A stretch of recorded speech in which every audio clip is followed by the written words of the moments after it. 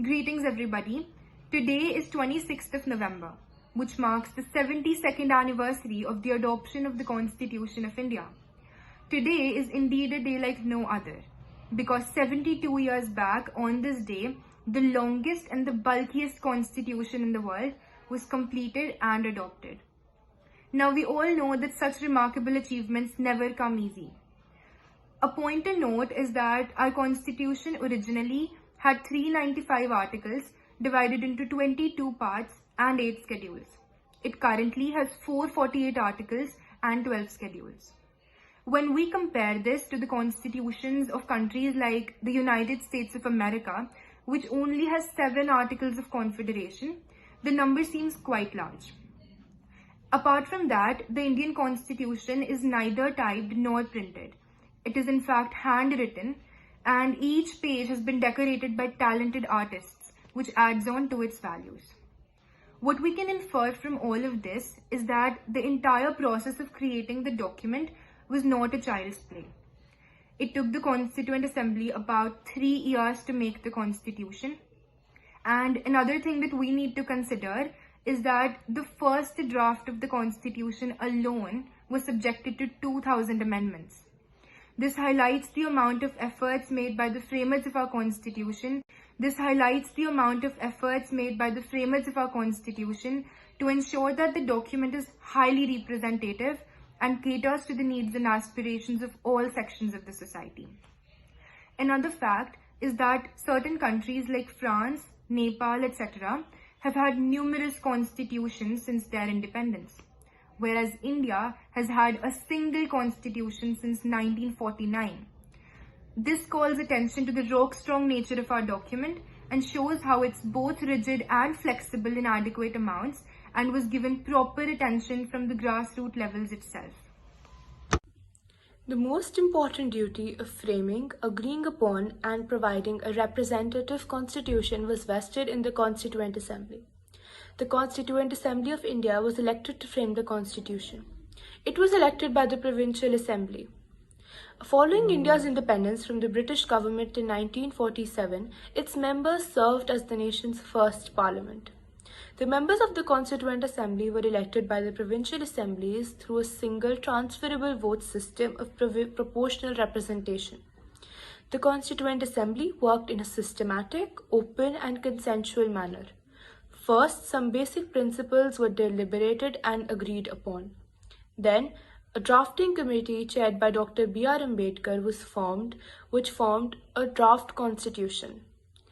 Thorough discussion, debate, and deliberation took place on this draft constitution, clause by clause. The members deliberated for 114 days, spread over 3 years. Every document presented and every word spoken in the Constituent Assembly was recorded and preserved. These are called the Constituent Assembly debates. The Assembly was also divided into further subcommittees for more efficiency and to allow minimum redundancy in their functioning. Some of these committees and their respective chairmen were Committee on the Rules of Procedure, Steering Committee, Finance and Staff Committee, all chaired by Dr. Rajendra Prasad, Union Pass Committee and Union Constitution Committee, which was chaired by Pandit Jawaharlal Nehru, and Drafting Committee.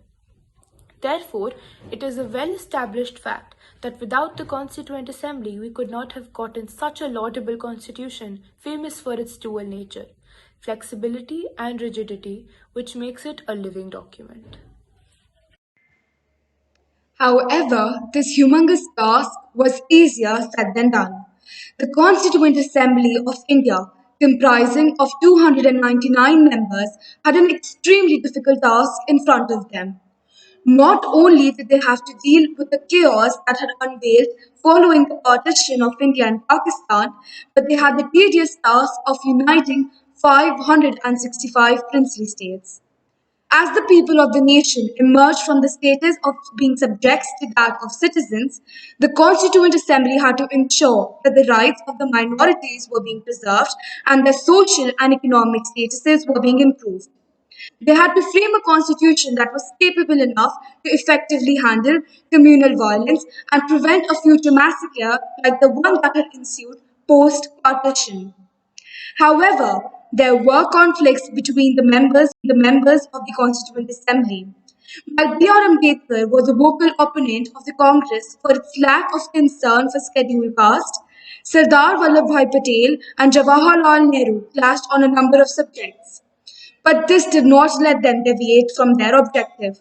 In fact, this is the greatest testimony of the dedication of the members of the Constituent Assembly, that despite of being at odds with one another, they were able to come to a common consensus for the good of the nation. Each issue was debated for days until a unanimous decision was achieved after 114 days. As mentioned earlier, these debates have been recorded in great detail in 12 bulky volumes. There is no doubt that the completion and adoption of the Indian Constitution has been one of the greatest historic events of the 20th century.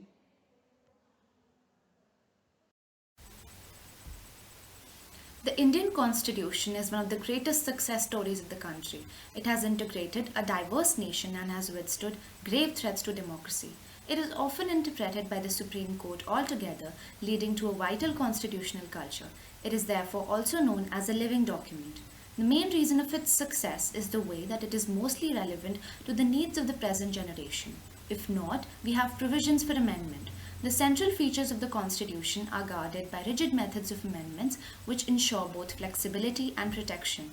You would be surprised and proud to know that the Constitution has been amended 105 times and is thus the most amended Constitution of the world. Successful constitutions strike the right balance between preserving one's core values and adapting them to new circumstances.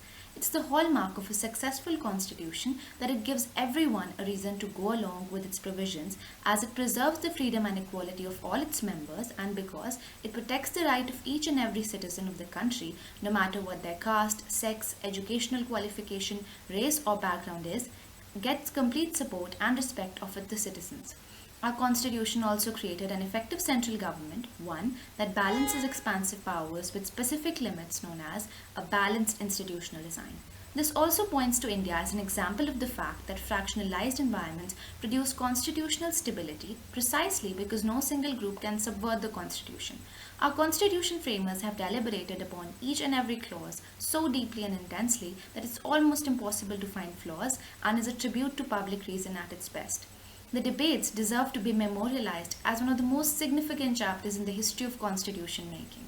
The Constitution drew enormous legitimacy from the fact that it was drawn up by people who enjoyed immense public credibility, who had the power to negotiate and command the respect of a wide cross-section of society, and were able to convince the people that the Constitution was not an instrument for the aggrandizement of their personal power.